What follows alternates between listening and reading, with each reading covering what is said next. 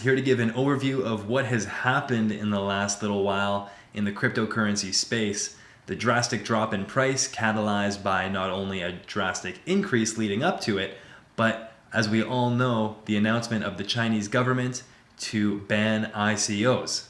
So what the announcement was as of the date of this announcement, all types of currency issuing financing activities shall cease immediately. The organizations and individuals who have completed the financing of the tokens should make arrangements for repatriation. So what this means is if you've run an ICO, you are now having to refund the people who've invested. ICOs are no longer allowed in China as they're just trying to regulate the system. Well, actually, who knows what their underlying intentions are, but this is the facts. ICOs are not allowed and they must be refunded. So also what they announced was that as the date of this announcement, any so-called token financing trading platform shall not engage in the exchange of legal currency and virtual currency. So what this means is if you are on a Chinese exchange, there is a very high chance that this exchange could shut down essentially overnight without you even realizing it. So there are a couple exchanges that people are concerned about. One of them being Bitfinex, who released an announcement. And so this announcement is here. This is actually just over email here. And what they're saying is their headquarters is through iFinex and they are not based in China. However, so they are safe. But however, Binance is based in Shanghai, China. So this is one that is at a very large risk of shutting down.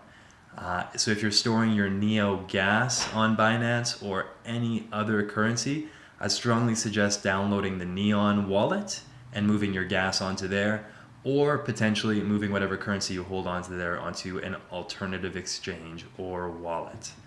So again, another third thing they announced, financial institutions and non-bank payment agencies may not directly or indirectly provide financing and virtual currency. So essentially now, these exchanges, they can't operate, you can't trade on them, and they cannot be funded. I'm not entirely sure what the state is if people can withdraw their funds or if they're just stuck on these exchanges right now, the Chinese people. But this was the statement. So what does this mean for the different currencies? In particular, one we're fairly familiar with, Neo, which is based in China. So Neo released an announcement that they will be saying that the people who donated or invested into their ICO round 1 and round 2 can apply or essentially just ask to have that payment refunded, and they will do so.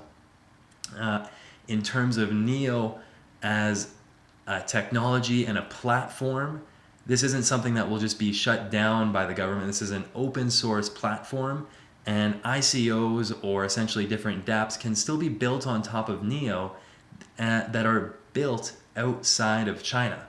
So although China is a major hub for Neo, just as we could say North America is a major hub for Ethereum, this isn't preventing them from functioning. Just as the US has regulations on a lot of ICOs, yet they're still rolling. People in the US still use they hide their IP address, and the Chinese can do this as well, which they already are doing. You know, China has banned Facebook and Google, and yet they still use them. So this isn't going to prevent the Chinese from investing in ICOs. However, it will definitely deter them from doing that. Again, so yeah, just to brief overview, no ICOs, no exchanges, no funding. However, Neo is still operable as a platform, and in my opinion, still a very sound investment at this point. Again, that's not financial advice, just my opinion. If you have any questions, comments, if you feel like I missed anything or have said something that is incorrect, comment it below. We're all learning in this together. So I hope you guys have a great day and that you're weathering this storm. I saw this awesome picture. It was a picture of a girl holding like a little Bitcoin, and she said, "If you can't handle me at my 20% losses, you don't deserve my 600% gains." And I really feel that that's just what we're experiencing right now. Just consolidation.